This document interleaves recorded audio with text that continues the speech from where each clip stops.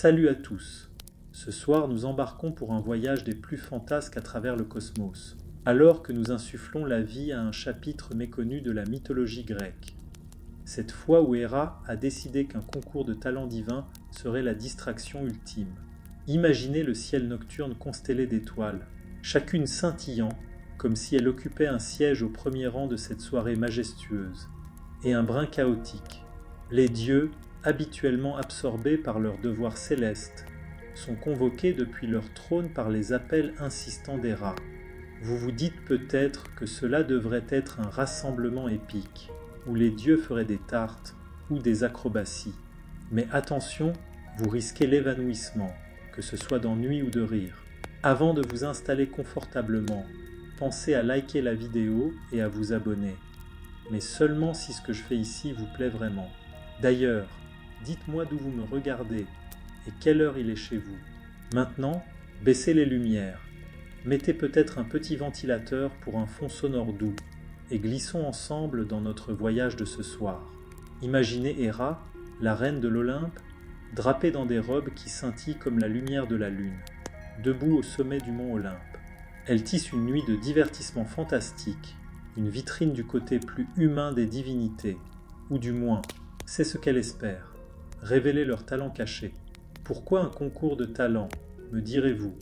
Peut-être qu'être marié à Zeus, le roi des dieux tout-puissants, donne envie de se créer un peu de rame, à sa manière. Les historiens débattent encore pour savoir si Héra voulait vraiment découvrir des talents, ou si elle était tout simplement lassée des festins divins habituels. Mais une chose est sûre, cette nuit allait devenir légendaire. Sa voix résonne à travers l'Olympe, douce comme le miel mais impossible à ignorer. Rassemblez-vous, glorieux dieux, pour une soirée enchanteresse, où vous dévoilerez les talents que même les muses envient. Elle frappe doucement dans ses mains, et d'un mouvement de poignet, le ciel s'assombrit comme du velours, parsemé de milliers d'étoiles étincelantes. Le décor est planté. À cet appel divin, les dieux commencent à arriver, chacun descendant dans un éclair de lumière ou une bourrasque de vent.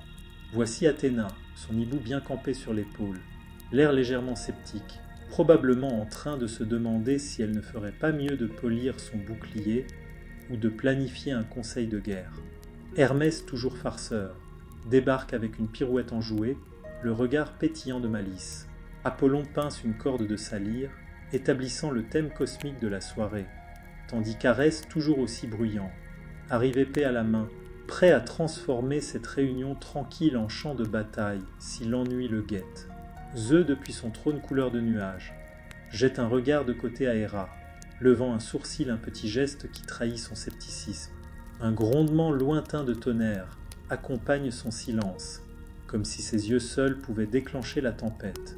Pourtant, il ne dit rien, accordant à son épouse cette extravagance. En général, le roi des dieux préfère le bruit d'un éclair déchirant le ciel au chatoiement imprévisible d'un concours de talents. Mais même lui est curieux de voir ce que cette soirée céleste réserve. Artémis, elle, glisse sur un rayon de lune, admirant la décoration nocturne. Hestia est là aussi, discrète mais apaisante, réchauffant doucement le foyer. Un signe réconfortant avant une soirée qui pourrait bien dégénérer. Réunis en demi-cercle, chaque dieu et déesse insuffle sa présence et son pouvoir dans cet espace éternel, leur énergie vibrant dans l'air, entre promesses d'harmonie et chaos en embuscade. Ainsi débute la grande vision d'Héra, une scène pleine de potentiel qui promet du rire, du talent et une bonne dose de désordre divin. Que vont bien pouvoir offrir les dieux durant cette nuit imprévisible? Le temps nous le dira, alors que ces mythes de moments banals prennent vie sous les yeux vigilants des étoiles, et des mortels en quête d'histoire à rire et à retenir. Alors que le spectacle d'Héra commence à prendre une irrésistible ampleur, on peut facilement imaginer Zeus s'enfonçant un peu plus dans son trône grandiose, incarnation même de l'assistance à contre-cœur. L'appel d'Héra pour un concours de talents divins n'a provoqué chez son tonitruant époux rien de moins qu'une cascade de roulements d'yeux. On pourrait même dire que, si l'Olympe n'était pas un lieu éthéré, l'agacement du roi des dieux aurait résonné comme un grondement lointain à travers les plaines mortelles.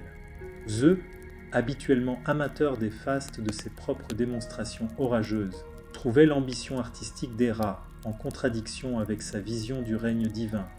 Un concours de talents, peut-on presque l'entendre marmonner dans sa barbe, un timbre grave teinté de scepticisme se mêlant à l'éther environnant.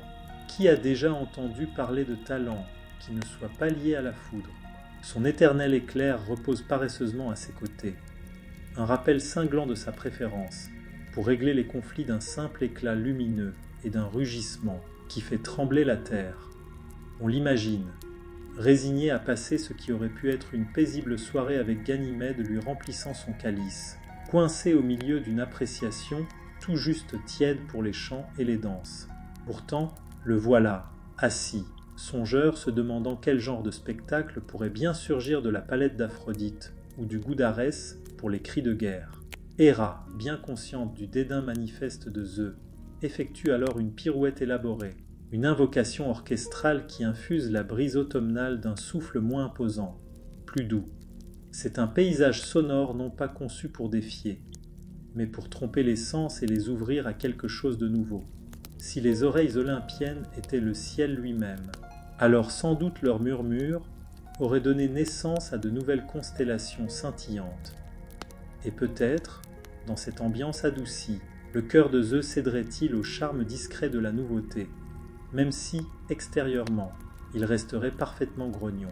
Athéna arrive avec sérieux, se proposant pour ouvrir la soirée, imposante par sa sagesse comme par sa prestance. N'étant pas du genre à tergiverser, elle choisit d'endosser le rôle d'organisatrice, opposant à l'ambition grandiose d'Héra une efficacité olympienne d'une précision remarquable. Pourtant, comme sculpter une statue dans un marbre encore brut, même sa logique infaillible peine à contenir l'exubérance de cette fantaisie céleste débridée. Le visage de Zeus se modifie à mesure qu'Athéna prend les devants, sa stature divine n'ayant d'égal que sa maîtrise de la raison, son esprit affûté capable de trancher toute tension flottant dans l'air. Peut-être, pense-t-il, l'idée bruyante d'Héra a-t-elle un soupçon de mérite, si ce n'est que parce qu'Athéna saura y injecter un peu de raison et conférer au spectacle une envergure plus digne. C'est cette dynamique partagée qui imprègne la relation entre Héra et Zeus, une alchimie de majesté royale pimentée d'une acceptation à contre-cœur, rythmée par l'enthousiasme inébranlable d'Héra et les soupirs grondants de Zeus. Chaque intervention divine balaie le mépris d'un geste théâtral, que ce soit par provocation créative ou par essence divine. On sourit à voir ce microcosme de drame familial se jouer parmi les éthérés et les immortels, à la fois extraordinairement divin et étrangement familier, un aperçu de la façon dont même les dieux peinent à se mettre d'accord sur un programme du samedi soir. Zeus, dans son fort intérieur, imagine sans doute un final où seuls les éclairs tiennent lieu d'applaudissements. Mais Héra, inébranlable et déterminée, ne compte pas laisser des caprices orageux étouffer son ambition harmonieuse.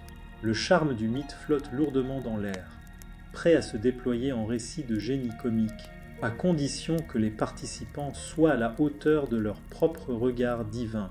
Car ici, sur ce plan céleste, les rêves mis en scène par Héra brillent parmi les étoiles palpitantes, et lorsqu'elle jette à Zeus un regard divin teinté de malice, on devine que la soirée glissera du royaume de l'ennui vers un ravissement inattendu et spectaculaire. Athéna, toujours l'incarnation même de la confiance maîtrisée, s'avance pour prendre les rênes de la soirée. Son armure dorée capte la lueur douce de la lune, tandis qu'elle fend, impassible, la mer des divinités bruyantes, toutes absorbées par leurs propres reflets ou spéculations sur le chaos à venir. D'un simple geste, Athéna invoque son hibou, créature aux plumes miroitantes, chargée d'une sagesse silencieuse. Le hibou vient se percher calmement sur l'épaule de la déesse, ses yeux brillants éclipsant même les étoiles au-dessus d'eux. Héra, depuis son trône d'observation, trouve en l'assurance méthodique d'Athéna une alliée inattendue. Commençons par les auditions, déclare Athéna, d'une voix mêlant autorité naturelle et encouragement discret. Un petit ululement approuve ces mots, ou semble-t-il bien qu'on ne puisse s'empêcher d'imaginer que le hibou murmure quelques remarques sarcastiques ou plus sages encore, à peine audibles. Tandis que les divinités prennent place, une scène improvisée prend forme, faite de nuages et de poussière d'étoiles. Athéna s'y tient droite, tablette en main, prête à trier les talents comme on trierait les coquillages sur les rives de l'Olympe. Mais comme tout bon hôte le sait, rares sont ceux qui respectent le script. Le public, rempli du sang même de l'Olympe, frémit d'excitation, et des chuchotements impatients flottent dans l'air. Or, mis à part quelques sursauts surpris, il est évident que certains dieux ont une définition, disons personnelle du mot talent. Prenons par exemple le fils d'Héra, Arès, qui insiste aussitôt pour être le premier à auditionner. Sa stature martiale, sculptée dans une arrogance de bronze, perce instantanément le silence. Le dieu de la guerre s'avance à grands pas, son épée scintillant à son bras, prêt à offrir ce qu'il considère comme une démonstration éclatante, sinon explosive, de ses prouesses guerrières. Athéna, peut-être poussée par un sens du devoir fraternel, lui cède la scène d'un léger hochement de tête, pendant que son hibou cligne des yeux d'un air dubitatif, comme s'il savait, par quelque sagesse ancestrale, le tumulte que la guerre amène. Avant même que l'assemblée ne se retourne, Arès éclate dans une série de manœuvres de combat exagérées, une chorégraphie tendue et féroce. Son corps exulte une agressivité fluide et l'on croirait sentir le sol trembler sous le poids de son orgueil. Pourtant, en contraste frappant avec ses clameurs et ses pas martelés, résonnent les rires légers et les cris moqueurs d'un public olympien hilar. Ce n'est pas Sparte, c'est une nuit de coupes renversées et de divinités riant à s'en égarer la raison. Athéna, ma chère, ne devrions-nous pas garder les combats pour plus tard, plaisante Hermès, avec un sérieux fin qui traverse la galerie céleste. Athéna se tourne vers lui, pesant la valeur comique de cette remarque, tandis que son hibou ulule doucement, comme en accord tacite avec le dieu des messagers. Les yeux d'Arès se plissent légèrement, mais même lui, ce protagoniste souvent incompris des plus grandes batailles, ne peut s'empêcher d'émettre un rire bref face à cette taquinerie bon enfant.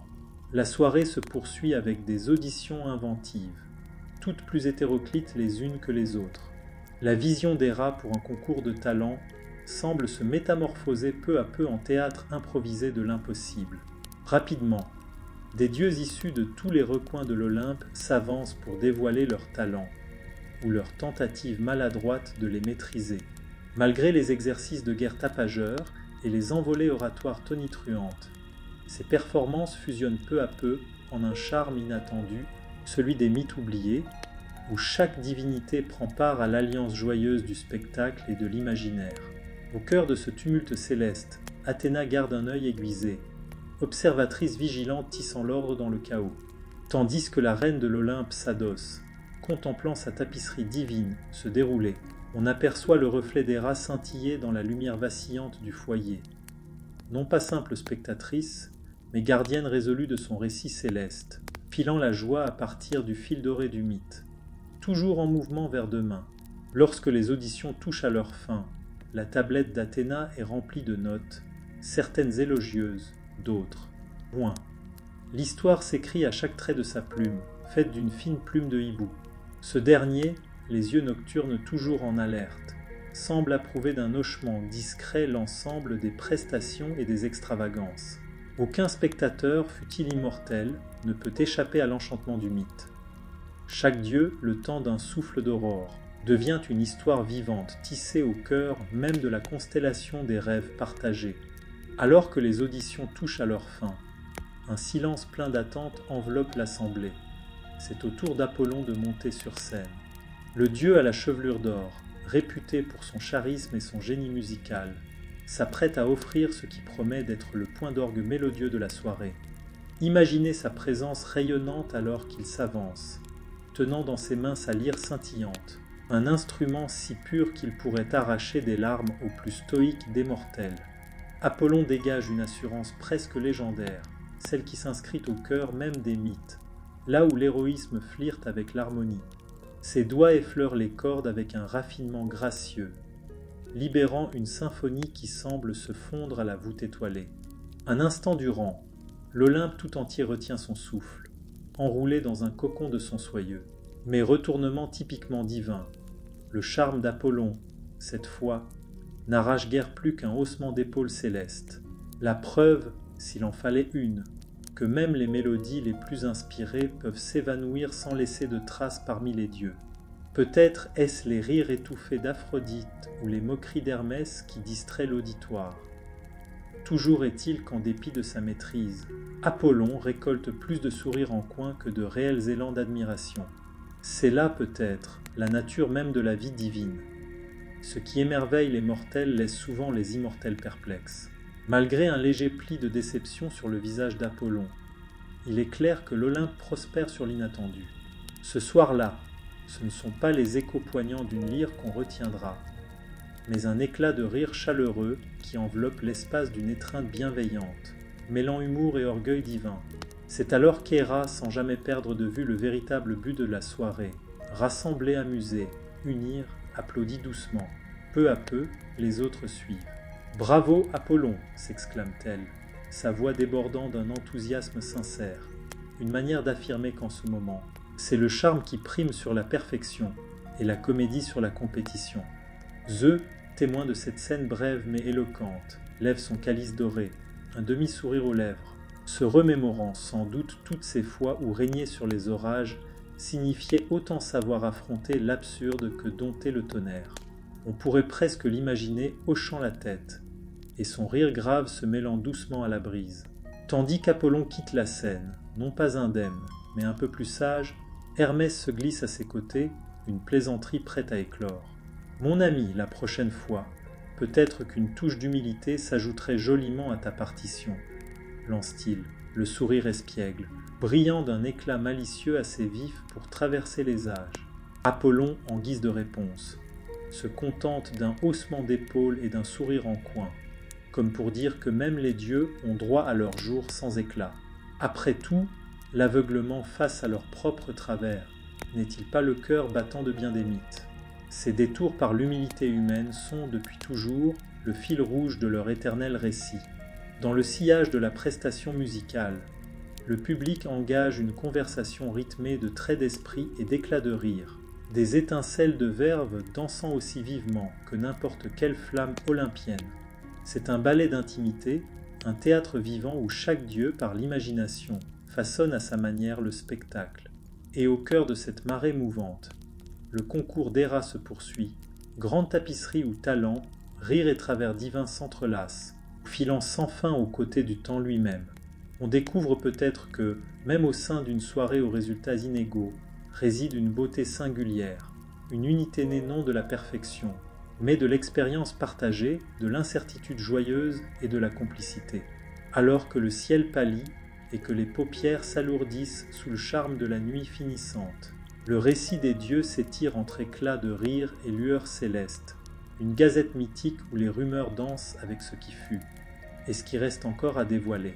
Héra, observant Apollon regagner sa place, laisse son regard errer dans la douceur sonore des conversations.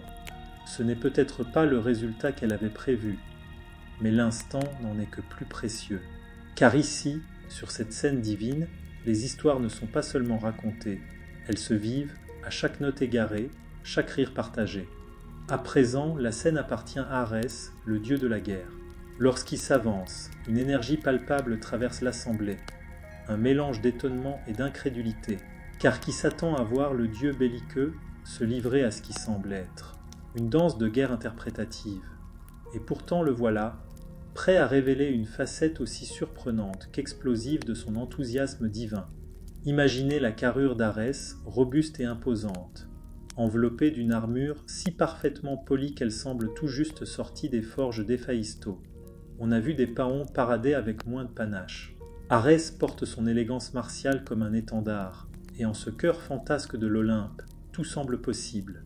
Alors que le projecteur céleste se tourne vers lui, Arès brandit son épée emblématique, non pour le combat, mais pour le spectacle.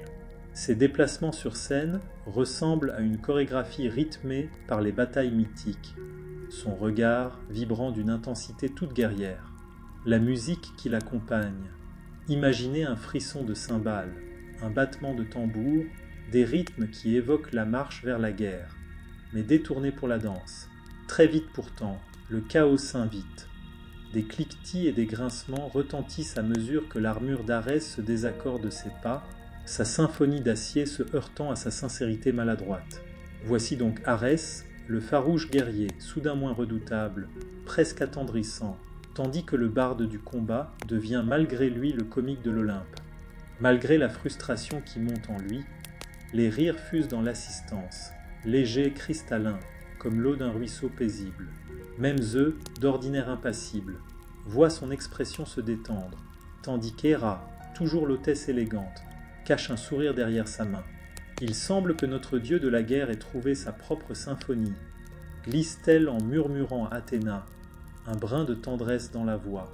Si vous avez déjà observé un enfant s'abandonnant à une improvisation théâtrale, vous saisissez toute la lutte magnifique qu'Arès mène pour endosser, avec plus de cœur que de grâce, le rôle de danseur. Et pourtant il persévère inflexible et intrépide, car si un guerrier pouvait être défait par un simple éclat de rire, son orgueil ne serait que poudre. Au sommet de sa prestation, dans un final aussi dissonant que courageux, Arès clôt sa danse, visiblement inconscient des limites de ses talents. On imagine alors dieux alliés et rivaux réunis dans une ovation commune. Hommage aux victoires les plus inattendues de la soirée, celles où l'unité se forge dans le rire aussi sûrement que dans le feu. Hermès se penche à nouveau, une moquerie douce aux lèvres. La prochaine fois, cher Arès, un peu moins d'armure peut-être. La danse aime la légèreté, et dans son œil brille l'étincelle d'une amitié taquine. Car où mieux cultiver la camaraderie qu'au détour d'une plaisanterie. Arès accepte le trait d'humour avec un hochement de tête amusé. Après tout, c'est bien l'Olympe, n'est-ce pas? Tandis que les applaudissements résonnent, une évidence s'impose. Ce rassemblement divin dépasse la simple performance. C'est une célébration de la vulnérabilité de la cohésion céleste. Un cosmos partagé où les efforts des dieux se frottent aux imperfections humaines. Ce tissage délicat d'éléments contrastés devient la trame même du mythe, assurant que leur légende perdure. Alors qu'Arès reprend place, le visage empreint d'une gloire peut-être plus douce que d'ordinaire. Un chapitre unique de cette fable céleste s'achève. Chaque moment irrévérencieux semble briller d'une joie qui transcende la perfection, flottant entre les étoiles jusqu'à ce que le jour revienne, et que les mythes murmurent à nouveau. Dans cet amphithéâtre des cieux, le concours d'Héra s'avère plus poignant qu'elle ne l'aurait imaginé, non grâce à des prouesses impeccables, mais grâce au trésor caché de l'inattendu, une alchimie parfaite de mythes et de fantaisie, de divinité et d'humanité, alors que la poussière éthérée soulevée par la prestation martiale d'Arès retombe doucement. Une toute autre forme de charme s'avance sous les feux de la rampe. Aphrodite, déesse de l'amour et de la beauté, glisse avec grâce sur la scène, vision si radieuse que même les étoiles semblent retenir leur souffle. Sa mission ce soir, vous demandez-vous, une routine de beauté, autant un spectacle qu'un manifeste, posant une question. Un tel pouvoir de séduction peut-il vraiment être considéré comme un talent? La présence d'Aphrodite est une étreinte qui capte tous les regards. Et ce soir, elle entend démontrer que le charme en soi pourrait bien posséder une grâce plus puissante encore qu'une lame affûtée. Dans une main, un miroir délicatement ouvragé. Dans l'autre, une brosse ornée, elle incarne l'élégance, reflétée en forme céleste. Elle entame alors son rituel de beauté, tissant son charme avec malice. Impossible de ne pas percevoir l'espièglerie dans son regard. On se croirait dans un tutoriel de maquillage d'aujourd'hui, ponctué de clins d'œil complices et de secrets murmurés à l'halo entre divinités. Un soupçon d'ambroisie ici, lance-t-elle d'un ton faussement grave, et vous voilà prête à lancer 1000 navires.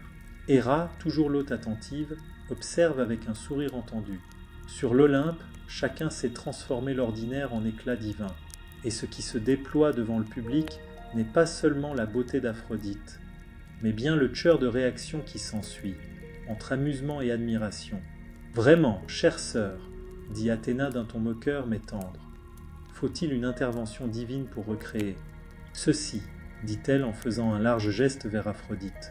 L'assistance, un tissage de sourires, de clins d'œil et de murmures complices, acquiesce, comme si chacun participait à cette parade avec elle, en coulisses. Dans un autre panthéon, ce débat enjoué sur la nature de la beauté ferait rage. Ici, il flotte dans l'air, léger mais ancien, tel un murmure d'historien divin. Est-ce là un talent, ou simplement un don cosmique hérité? Peu importe. Ce soir, l'art d'Aphrodite est celui de fasciner, une lumière née d'un mélange de mythe et d'admiration, entre maîtrise savante et évidence surnaturelle.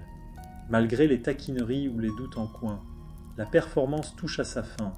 Son dernier geste encadré par un sourire éclatant, une victoire peinte aux couleurs de la lumière céleste. Aphrodite se tient là, non seulement déesse de la beauté, mais ce soir, véritable maîtresse d'une joie transformative, portée par le pouvoir de son propre mythe. Hermès surgit à nouveau, ses mots teintés d'humour bienveillant. Souviens-toi, très chère Aphrodite, si l'amour vole sur les ailes de Cupidon, il vaut peut-être mieux passer ce temps devant un miroir terrestre. Sa plaisanterie tombe avec la légèreté d'une plume, et le rire d'Aphrodite y répond comme une brise invisible. Tandis que le parfum de son triomphe flotte encore dans l'air, l'admiration reste palpable, scintillant dans chaque reflet, chaque nuance. Même Zeus, ce spectateur souvent impénétrable aux allures d'orage, incline légèrement la tête, signe discret du pouvoir inébranlable de la beauté sur les dieux comme sur les mortels. Lorsqu'Aphrodite retourne à sa place, on comprend que sa prestation dépasse largement la somme de ses gestes, reflet non d'une perfection lisse, mais de l'éclat délicat de l'imperfection sublimée, révélée par la complicité et les rires partagés. Le regard d'Héra balaie l'assemblée, un sourire empreint de compréhension et de fierté aux lèvres. Sa soirée céleste, riche de talents aux 1000 visages, coule aussi naturellement qu'un fleuve rejoignant la mer. Chaque performance, qu'elle vienne de la musique, de la guerre ou de la séduction, ajoute un chapitre à cette épopée vivante, écrite non en or ou en marbre, mais en sourires et en récits qui, bien après cette nuit, résonneront dans l'éternité. Et ainsi, la scène se prépare à nouveau, prête à accueillir la suite de cette odyssée divine. Une vérité tissée non seulement par les dieux de renom, mais par les moments qu'ils partagent, nos éclats de ciel enrobés de mythologie et d'éclats de rire. Alors que les applaudissements pour la performance envoûtante d'Aphrodite s'effacent dans l'éther, Hermès, le messager allé des dieux, bondit sur scène avec une énergie trahissant l'esprit d'un farceur sur le point de révéler ses tours. Un large sourire aux lèvres, il brandit ses célèbres sandales ailées, prêt non seulement à s'envoler, mais à éblouir ses pairs avec un véritable numéro de filou divin, connu pour sa ruse et son esprit vif. Hermès s'apprête à métamorphoser cette assemblée par des tours d'illusion capables de troubler même les esprits mortels les plus aiguisés.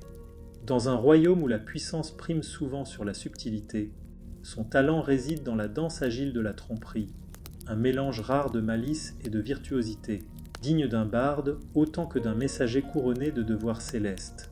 Imaginez, d'un geste de poignet, Hermès réalise un simple tour de disparition, ne laissant qu'une plume de faucon suspendue dans les airs, miroitante sous les lumières célestes, avant qu'elle ne disparaisse à nouveau. La plume scintille comme un leurre magnifique, prélude délicat aux merveilles à venir. Les dieux, amusés, échangent des sourires, leurs murmures glissant d'un rang à l'autre comme des vagues chuchotantes à la rive. Puis, Hermès fait glisser une pièce d'argent entre ses doigts, elle tournoie, capte la lumière divine, et en un éclair, se transforme en couronne de lauriers dorés, au grand ravissement de l'auditoire. Ici, au cœur de l'Olympe, ces jeux captivent même les plus augustes spectateurs, chatouillant leur intellect tout en jouant avec notre fascination innée pour la perception et l'illusion. Un regard appuyé vers Zeus, auquel Hermès reste un fidèle serviteur, lui vaut un hochement de tête discret, approbation silencieuse, rehaussée d'un soupçon d'humour bien rare chez le maître des éclairs. Ce sont ces échanges subtils, ces regards lancés comme des flèches brillantes à travers la salle, qui insufflent à la mythologie ses pulsations les plus vivantes. À l'apogée de sa prestation, Hermès introduit un numéro de jonglage miraculeux, un tour qui, s'il est commun, devient exceptionnel par les éléments choisis. Des flammes éclatantes comme de petits soleils, tournoyant entre ses mains sans brûlure ni pause. Retenez votre souffle, car voici la question en suspens. Comment quelque chose d'aussi simple peut-il encore susciter l'émerveillement? Et pourquoi nous, simples humains, restons-nous fascinés par ces magies que leurs auteurs exécutent avec une aisance presque enfantine? Lorsqu'ils rattrapent les flammes une à une, les éteignant sans un bruit, un silence profond s'abat. Le silence enfante l'attente, et l'attente enfante l'émerveillement, puis éclate l'applaudissement franc et sincère. Hermès, toujours charmeur, s'incline profondément, savourant cet instant de reconnaissance avant de lancer un clin d'œil exagéré à son public captivé. Là où d'autres dieux craindraient de perdre leur prestige à travers des tours si légers, Hermès, lui, s'épanouit dans ce théâtre de plaisir. Derrière les plaisanteries et la désinvolture de sa satire, on entrevoit une sagesse plus profonde, une complicité avec l'humilité, soulignant que même les joies les plus simples peuvent gravir les cimes les plus hautes. À peine a-t-il quitté la scène improvisée qu'un flot de camaraderie l'accueille, accompagné inévitablement de railleries post-performance. Dionysos, une coupe toujours pleine à la main, lance en riant « Bravo Hermès ! La prochaine fois, emprunte un peu de mon vin pour disparaître.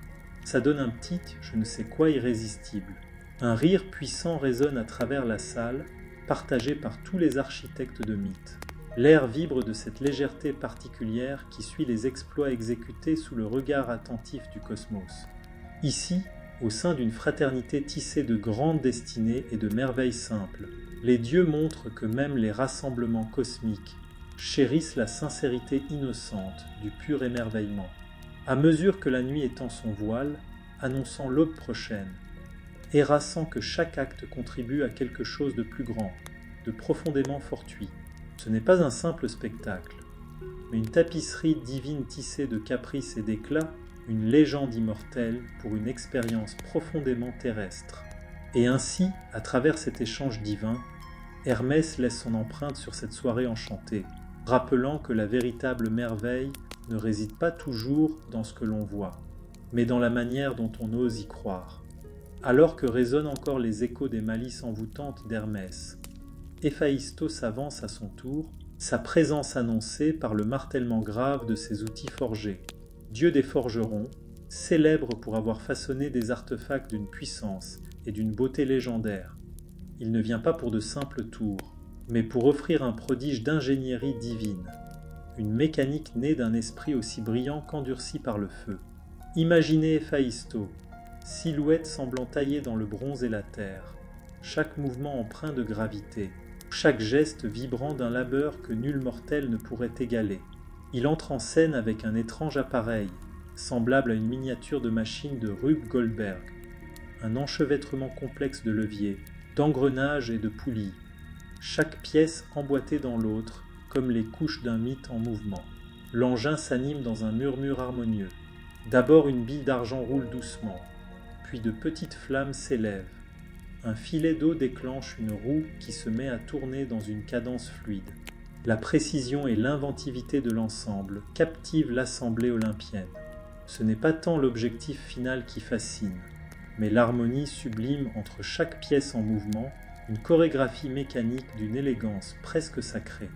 On ne peut s'empêcher de songer au chef-d'œuvre que ce dieu a laissé au récit de l'Olympe. L'armure d'Achille, les chaînes de Prométhée, autant de créations où la perfection se mêle à l'imperfection, où le mythe devient matière. Héphaïstos, plus que tout autre, incarne ce lien intime entre les fardeaux et les bénédictions de la création, ce qui naît dans les songes et prend forme dans la forge, tandis que certains spectateurs tentent de deviner la finalité de la machine. D'autres se laissent porter par la simple joie de son déroulement. Poséidon, étouffant un rire, donne un coup de coude à Athéna. « Ma sœur, je gage que même cette machine conspire contre les marées. » La plaisanterie, douce et taquine, glisse comme un fil d'or dans la tapisserie commune. Les yeux d'Héphaïstos brillent du feu d'un créateur. Son regard ne quitte pas le mécanisme, guidé par cette concentration propre à ceux qui donnent forme à l'invisible. La complexité de l'œuvre nous rappelle la magie quotidienne, discrète mais profonde, nichée dans le mouvement parfaitement synchronisé des rouages, comme des pensées au bord de la révélation. Même Zeus, d'ordinaire tonitruant, suit la scène avec un intérêt mesuré. L'art, lorsqu'il s'élève à ce point, adoucit même la majesté du roi des dieux. Ce n'est pas un drame, mais une révérence silencieuse à l'œuvre d'un génie qui préfère l'alliage au verbe. Pour Héphaïstos, cette performance est un hommage à l'art invisible, une offrande d'ingéniosité reliant l'âtre au créateur, la légende à la matière. Et lorsque le dernier engrenage s'enclenche, signant la fin de cette danse cyclique, un tonnerre d'applaudissements éclate dans la salle céleste, mi-éloge, Mi-taquinerie, mais tout en admiration. Apollon s'approche, un sourire espiègle au coin des lèvres. « Mon cher Héphaïsto, tu dois m'enseigner ton art. Avec de telles merveilles, séduire une nymphe deviendrait un jeu d'enfant. » Un rire chaleureux s'élève, aussi ancien et éternel que les étoiles elles-mêmes. Dans cet échange joyeux, l'harmonie née de la simplicité vient refléter un principe cher aux Olympiens. Même les engrenages les plus discrets du divin remplissent leur rôle, non comme de grands présages, mais comme de joyeuses célébrations de l'ingéniosité. Héra, satisfaite, acquiesce d'un sourire, tissant chaque performance comme un fil de soie dans cette tapisserie vibrante de mythes partagés. Les dieux savourent cet instant de camaraderie artistique, cette création qui unit les cœurs alors que les rêves s'épanouissent et que les rires rapprochent les immortels. À l'intersection du zèle et du mythe, l'invention d'Héphaïsto n'est pas qu'un simple appareil. Elle est dialogue, pensée, émerveillement, un pont entre la forge et la scène céleste. Dans ce conclave divin, chaque contribution, du bon mot enjoué à la créativité monumentale, détient sa propre valeur. Chacune tisse l'histoire d'une nuit éternelle, car dans le rêve sacré d'Héra, là où les dieux se rassemblent en un chœur de talents, la véritable merveille réside dans l'harmonie de ces voix singulières, qui forment ensemble une symphonie, éternelle, dans le souffle même des cieux. Alors que l'ingéniosité mécanique d'Héphaïstos tire sa révérence, la scène est bientôt réclamée par Poséidon, le puissant souverain des mers. Son entrée est précédée d'un léger clapotis porteur de senteurs salines, comme si l'océan lui-même avait envoyé une brise pour l'escorter jusqu'à l'amphithéâtre céleste. Connu pour son tempérament impétueux, le dieu des flots arbore ce soir-là un éclat malicieux dans le regard, signe évident que sa prestation aquatique ne ressemblera en rien aux colères marines que l'on pourrait craindre.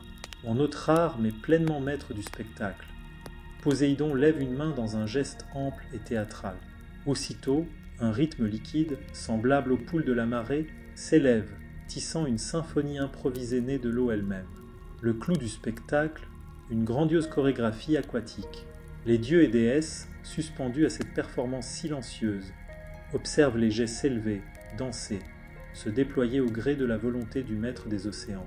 Imaginez l'eau s'élevant en spirale gracieuse, dessinant dans l'air des formes fantastiques, des tentacules translucides montant vers les cieux, une danse liquide régie par la seule main du dieu. Chaque arc, chaque cascade évoque la grâce, prouvant que Poséidon règne autant sur l'esthétique que sur l'abîme.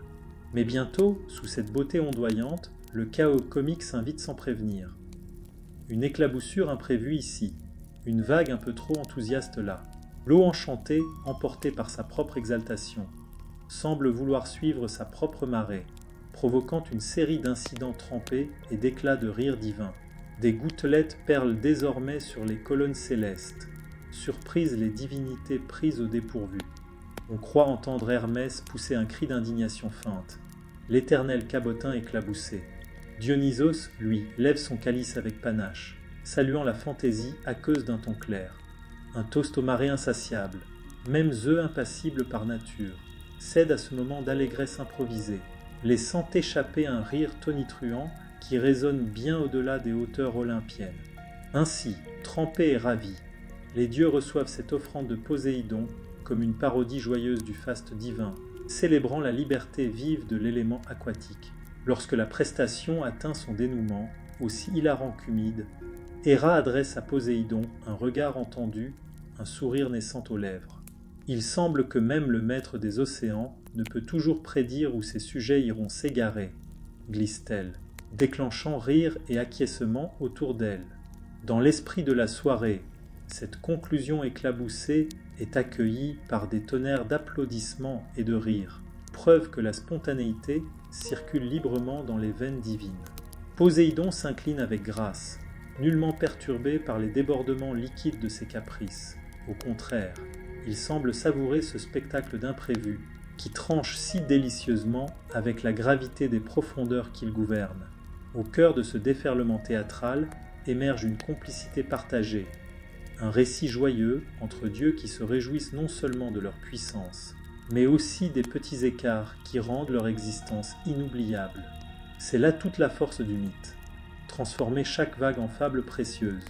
Alors que les éclaboussures de Poséidon rejoignent la mémoire vivace de la soirée.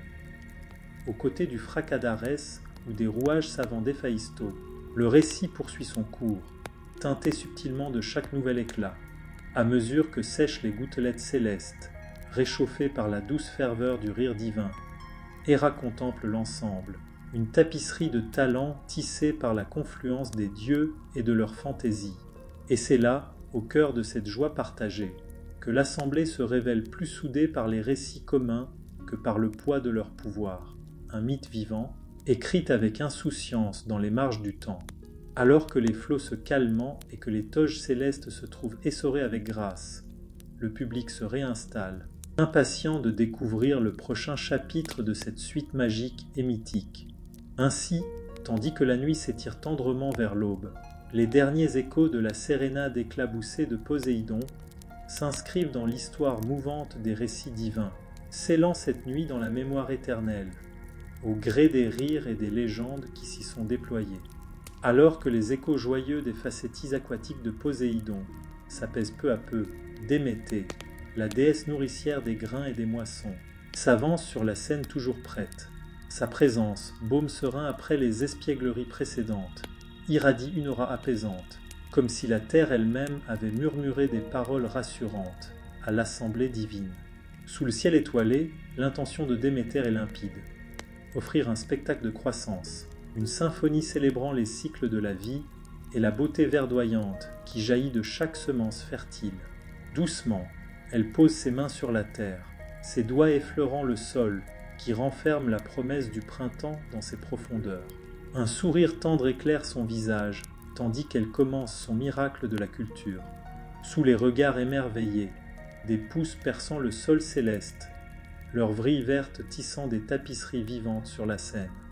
Chaque bourgeon s'épanouit en une floraison éclatante, des grains dorés ondulant comme des secrets chuchotés entre vieux amis.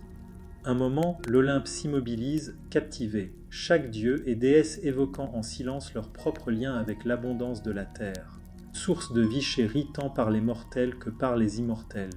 Mais tout comme pour les eaux de Poséidon, la nature rappelle qu'elle a sa propre fantaisie.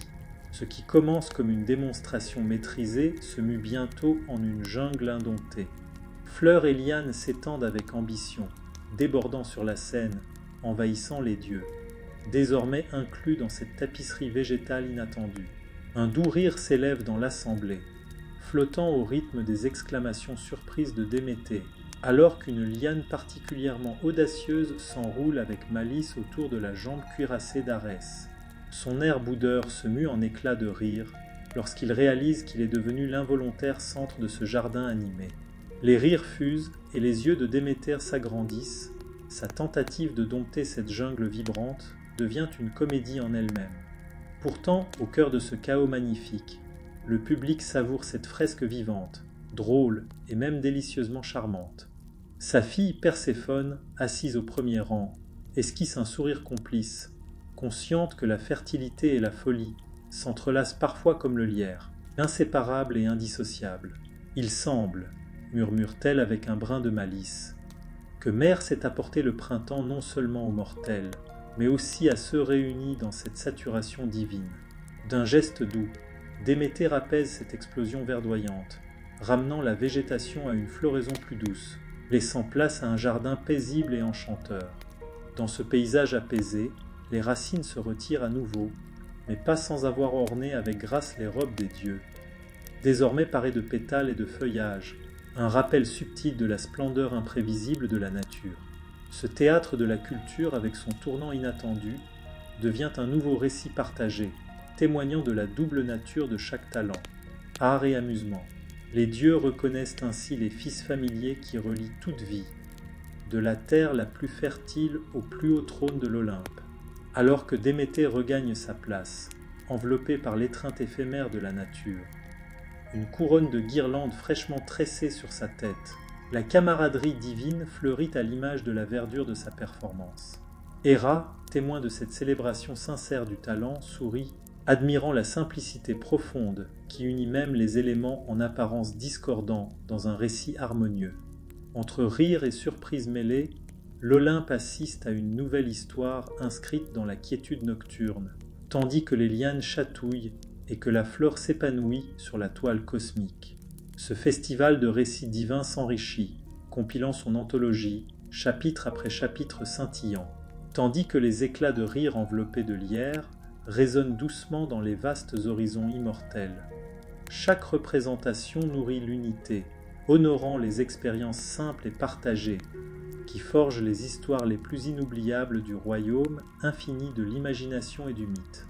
Alors que les dernières lianes de la jungle spontanée de Déméter se retirent, laissant la scène teintée d'une grâce douce et organique, l'attention se tourne vers les figures moins visibles, mais pourtant essentielles de l'Olympe, les divinités mineures, chargées à présent de faire valoir leur valeur, ces dieux, souvent relégués dans l'ombre de leurs illustres proches, avancent timidement sous les feux d'un projecteur plein de promesses.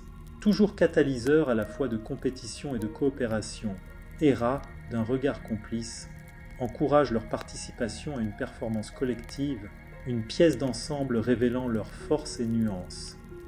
Souvent éclipsés par les exploits plus célèbres de leur père glorifié, la scène se transforme alors en une vitrine de talents divers.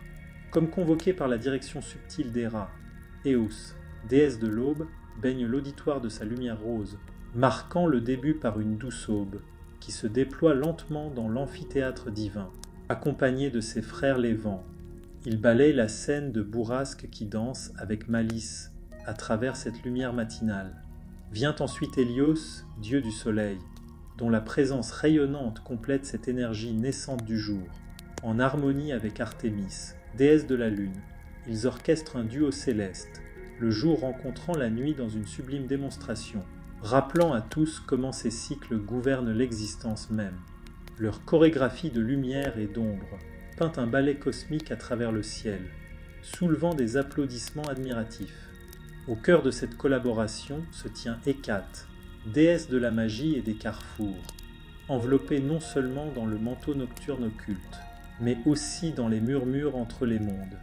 D'un geste subtil, elle fait jaillir des orbes éthérés de lumière, symbole de mystère et de tromperie, fusionnant en un terrain de jeu luminescent où la ruse règne. Cependant, sous cette splendeur et ce jeu de lumière, un contraste humoristique apparaît. Les dieux mineurs, souvent éclipsés par leurs cousins plus grands, trébuchent parfois sur leur propre subtilité. Là où Hélios agite sa main basse, Nyx, personnification de la nuit, tamise espièglement l'éclat d'un souffle trop prononcé, enveloppant les prestations dans l'étreinte du minuit. Voici, Rai Hermès, ces mots légers comme une plume, non seulement des dieux des murmures et des ombres, mais aussi de la vie et de la lumière, liés dans l'étreinte du mythe, tout en trébuchant dans la joie et les lueurs de la lune. Un esprit de jeu anime ce rassemblement que Héphaïstos, armé de son humour subtil, transforme en encouragement bienveillant, un clin d'œil fraternel aux frères et sœurs modestes, scintillant sous le poids de leurs talents partagés. Peut-être, médite-t-il doucement, façonnant la lumière à partir de ces chuchotements, réside-t-il une magie non seulement dans la perfection, mais aussi dans ce que nous découvrons lorsque l'erreur devient art. C'est cet équilibre entre grand spectacle et modeste réussite qui rappelle au Panthéon l'importance d'un engagement durable. Toutes les histoires ne réclament pas des exploits héroïques. Certaines nécessitent simplement un mélange de lumière et de regard, la capacité d'apprécier ces instants non pas en solitaire, mais en partage. Véritable démonstration de collaboration, la performance irradie l'enthousiasme d'une parenté divine, emplissant l'Olympe des rires de ceux qui honorent à la fois la famille et le savoir-faire. Les salutations entrelacées dessinent une tapisserie vibrante et aspirante, peut-être même effleurant l'envie, l'ironie ou la mélancolie, rappelant aux auditeurs le paysage toujours mouvant du mythe et de la mélodie, alors que les divinités mineures se retirent vers leur repli familier. La chaleur des applaudissements collectifs les accompagne, non pas comme de simples seconds rôles, mais comme des notes essentielles dans leur harmonie céleste. La proposition d'Héra, jusqu'ici empreinte de tradition et d'intrigue, ose ainsi équilibrer le désir de controverse avec une fraternité gagnée par la poursuite commune, chacune une étoile parmi les constellations mythiques. Dans ce tableau d'unité divine, la narration s'anime, reliant les fils libres en un chant. Chaque harmonie, une promesse déjà gravée dans les racines sacrées des arbres et les légendes célestes. Par l'union, la performance des mineurs résonne silencieusement, puissamment, une lumière toujours présente à l'horizon de l'esprit mythique. Ayant assisté au charmant spectacle des divinités souvent oubliées, l'énergie au sein de l'Olympe oscille entre enthousiasme et impatience, alors que les regards se tournent à nouveau vers Héra. Cette nuit, sa direction a coulé telle une rivière à travers rires, émerveillement et détours inattendus. Ces moments qui prolongent une histoire bien après sa narration. Mais sentant avec finesse le pouls de son auditoire, Héra perçoit le vent tourner, signe qu'il est temps d'ajouter un dernier tour à cette soirée céleste. Debout au milieu de l'assemblée divine, une lueur dans ses yeux trahit une étincelle d'innovation. Dans son cœur, toujours empreint d'un soupçon de théâtre, sommeille un esprit d'improvisation, avide de lier chaque performance singulière, chaque bévue partagée, en une conclusion sans couture. Héra agite ses mains avec une grâce délibérée, sa voix unissant les dieux et ravivant la multitude rassemblée. « Amis et parents » commence-t-elle, chaque mot un souffle léger prenant de l'ampleur. Notre nuit a tissé une tapisserie aussi resplendissante que les étoiles au-dessus. Mais ne concluons pas sans un dernier acte. Un rassemblement de talents liés par les liens de la camaraderie. Son appel énigmatique à se réunir retentit à travers l'Olympe, invitation subtile et pourtant injonction à embrasser la fantaisie. Nous formerons un ensemble et nul ici réuni ne restera en marge. Déclare Héra d'un ton ferme, ne souffrant aucune objection. L'idée déclenche des rires, mais aussi un assentiment général, car ce soir nul ne refuse les audaces de la reine divine. En un instant, la scène, tantôt champ de bataille, forêt ou terrain de jeu de farceurs, devient un tableau vibrant de coopération divine. Les divinités, chacune avec ses dons uniques et ses charmantes excentricités, unissent leurs talents pour cette grande finale improvisée, un spectacle de talents divins enchâssés dans un autre. Une cacophonie de son céleste éclate. La lyre d'Apollon mêle ses notes aux tours espiègles d'Hermès, répercutées par le hibou d'Athéna et les orbes mystérieuses d'Hécate. Poséidon, retrouvant sa grâce liquide, commande une marée de syncopes pétillantes, tandis que les vignes de Déméter s'embrassent sereinement aux créations palpitantes d'Héphaïsto, conjurant des harmonies inattendues. Tandis que les constellations prennent leur rythme dans cette grande répétition, Dionysos, moitié orbe, moitié farceur, invoque des libations enveloppées d'une douce euphorie, tissant le rire dans la trame même de ce tableau divin. Aphrodite, de son côté, voltige parmi les partenaires, reflétant l'aspect de la beauté au cœur de cette célébration primordiale. Observant cela, Zeus nourrit une amusette tranquille, lourde de l'expérience de millénaires innombrables. Ce spectacle, l'identité et le caractère si profondément ancrés dans les fils de la mythologie grecque, est lui-même une tapisserie riche de contrastes et de perspectives. Plus que simple spectateur, Zeus se penche vers Héra, la voix douce d'humour. Un grand ensemble, ma reine. Peut-être que nous, mortels, chercherons à le reproduire à travers leurs propres arts. Dans cette jubilation foudroyante, Héra se tient aux côtés de Zeus, le regard scintillant de la joie, accompli d'une chef d'orchestre au sommet d'un crescendo symphonique. Ce qui avait commencé comme son rêve improvisé vit désormais d'un élan mythique et d'une camaraderie vive. Un breuvage enivrant, un récit à chérir parmi les étoiles, lorsque les dernières notes s'élèvent et que la magie fraternise avec la mémoire. Les dieux se détendent sous la simplicité surréaliste d'une veille partagée. Ce ne sont pas des histoires contées en ton solennel, mais rythmées par le rire et la présence mythique, des liens unissant ciel et terre à la fois. Par le rêve catalyseur d'Héra d'une unité artistique, cette soirée a tissé un legs englobant tous, des liens divins vêtus non seulement de guirlandes mythiques, mais de joie tendue simultanément vers l'aube persistante. Dans leur cœur, ils gardent précieusement ces épisodes nouvellement inscrits, souvenirs vibrants marquant cette soi-disant nuit ennuyeuse, grecque où des talents entrelacés ont donné naissance à la joie éthérée du mythe. Sous l'atmosphère chargée d'une collaboration diffusant sa douce chaleur à travers l'Olympe, il semble tout naturel que la soirée atteigne un sommet étincelant. Surgit alors Dionysos, dieu du vin, des fêtes et des plaisirs, qui fait son entrée sur scène d'un pas vacillant, ou plutôt fluide, avec une grâce flirtant délicieusement avec le chaos. Dans sa main repose un calice débordant du nectar spirituel qui fait sa renommée, un charme innocent promettant malice, excitation et inévitable folie. L'idée d'un concours de talents parmi de tels convives divins sert naturellement de prélude parfait à l'acte de Dionysos. Sa présence en toute assemblée la propulse au-delà du simple divertissement, frôlant l'euphorie, la folie joyeuse et le surréalisme espiègle. Comme s'il était ordonné, l'atmosphère vacille au bord de l'extase, les dieux sentant que la nuit file vers un dénouement inoubliable. Dionysos entame son numéro par une annonce joyeuse, sa voix chantante emplissant l'Olympe d'une amusante allégresse divine. Dames et seigneurs de l'Olympe, couronnons cette nuit splendide par une musique qui promet plus que le simple sifflement d'un serpent. Il lève son calice haut, miroir liquide reflétant les regards captivés et les étoiles scintillantes. Avec une cascade de grâce improvisée, Dionysos s'abandonne lui-même à la joie liquide. Le dieu orchestre son acte avec une palette sonore, le tintement des vers mêlé aux mélodies envoûtantes des syrinx, et de façon surprenante, un rythme impulsif frappé sur un fût de vin débordant. Sa maîtrise de la scène semble sans effort, ses mouvements mêlant spontanéité erratique et rythme enivrant. Ce qui se déroule ici n'est pas seulement un spectacle, mais un voyage au cœur de la fête, une autre couche de mythe écrite par ce farceur céleste.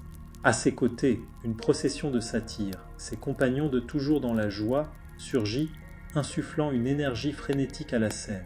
Ils dansent avec abandon, offrant une chorégraphie tribale parfaitement équilibrée entre maîtrise et allégresse, leurs mouvements sauvages, peignant des couleurs inédites entre le firmament et les vers de la terre. Porté par ce chant tourbillonnant, Dionysos invite jusqu'aux nuages à s'unir à la liesse. L'air festif s'épaissit alors que les calices se remplissent d'eux-mêmes, chaque gorgée insufflant aux ventres olympiens une chaleur qui dépasse la simple poésie. Dieux et déesses se mettent à se balancer au rythme, enivrés moins par l'esprit du vin que par l'atmosphère d'une joyeuse union. Comme si la notion même d'ennui s'évanouissait, dévorée par la pulsation ardente de la folie divine de Dionysos. Voici l'Olympe, royaume trop souvent gravé dans la pierre solennelle, vivant de rire, de destin entremêlé et d'une hilarité libératrice, parcouru par la sagesse que même les dieux peuvent s'abandonner à la joie pure, parfois. Pourtant, au cœur de cette confluence de réjouissances, émerge une sagesse partagée, approuvée par l'éternité. La distraction forge le lien entre les instants, faisant du rire le fil qui coule à couverture de la divinité. Dionysos, par ses gestes et sa gaieté, offre plus qu'un spectacle, imprimant la mémoire d'un rire et de l'imperfection de la vie, déclarant la grâce vitale de l'art divin de la plaisanterie. Alors que les applaudissements s'élèvent comme une vapeur vers le vide étoilé, Dionysos retrouve son équilibre, improbable tant par l'esprit que par l'intention, renforcé par un charme persistant. Les dieux présents, tels des accords tissés dans des hauteurs inexplorées, offrent non seulement leur louange, mais s'unissent au moment, transcendant la performance pour devenir des icônes de la fête. Lorsque Zeus lève lui aussi son calice, souriant sans honte à Héra à ses côtés, il devient évident que la nuit s'est enracinée dans le trésor des souvenirs partagés, conte à jamais embrasé de rires résonnants.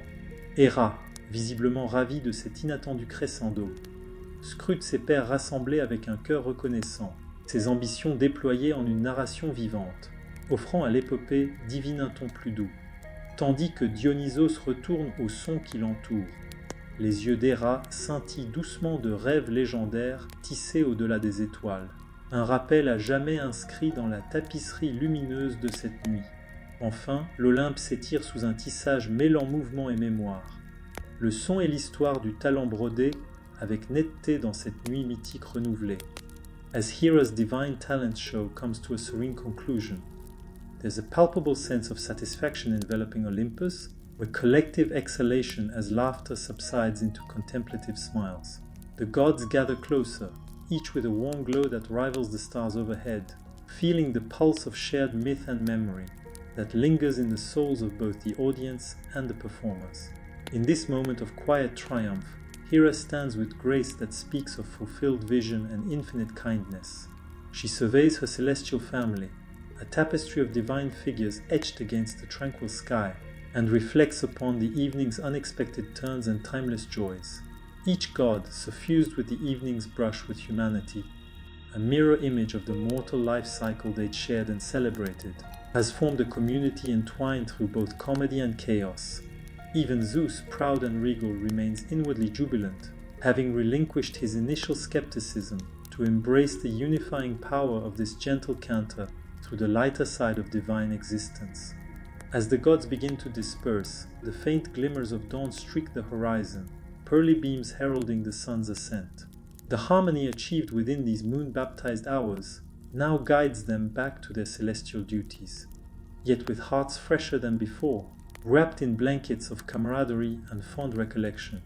Though historians will surely ponder, or perhaps embellish, the tales spun this night, the true treasure lies within the bonds rekindled, and the shared understanding that simplicity in unity can etch remarkable legacies upon even most unyielding stones of time. With gentle fading steps and the last embraces exchanged, the gods return to their realms, their laughs and illuminations echoing through Olympus like beautifully orchestrated myths renewed. Through silence and twilight, each remains cocooned in memory that withstands, not as magnificent overture but constant anthem, that even the mundane can cradle divine enchantment when hearts entwine. For Hera, this divine tapestry has not only spun laughter, but reminded her immortal circle of the joy nestled in mutual understanding, and the mythic echoes of even the simplest shared moments. Through tonight's journeys, from folly to fable, humanity to harmony, an everlasting narrative blooms. Thus, as stars gently blink back into the unassuming array of daylight, Hera's heart brims with gratitude. The myth she has woven not only preserves memory within divine notes sung today, but assures that the music of laughter's feather shall always find its way back to resonating echoes, sounded by the artisans of Olympus within both the cosmos and eternity. With one last lingering glance at her assembled kin, Hera moves gracefully towards daybreak, assured in knowledge that with talent and laughter painted across one canvas, Olympus will harbor forever an array born not just of power, but of shared moments and woven dreams. 300-word wind down.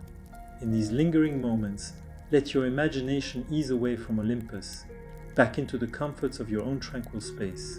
Allow the gentle hum of nighttime whispers to lull your senses into a comforting embrace, much like the laughter and stories that have filled our evening. As you nestle into dreams of your own, imagine wandering through serene landscapes woven with the echoes of divine merriment, a garden abloom with the joy of those timeless figures exchanging moments of simplicity and delight.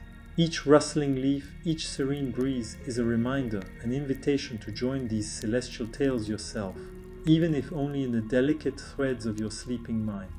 Breathe deeply, inhaling the soft fragrances of moon-kissed flora, feeling the calming rhythm of nature cradle your thoughts. Let the vestiges of myth, intertwined with the laughter and gentle lessons, envelope you in their tender embrace. As these visions drift softly across your psyche, they illuminate a universe where dreams find kinship with legends. With each gentle breath, allow your mind to relinquish the day, surrendering to the dusky currents of restful sleep. Embrace the quietude that guides you now, secure in knowing that old stories, woven with wisdom and whimsy, dwell deep within the reaches of your soul.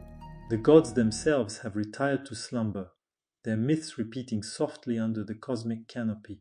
May your journey into sleep be sweetly accompanied by the same ease and spirit, letting thoughts meander through realms where myth and memory harmonize, a tranquil reminder that even amidst the marbled halls of Olympus, dreams wear the most welcome crowns.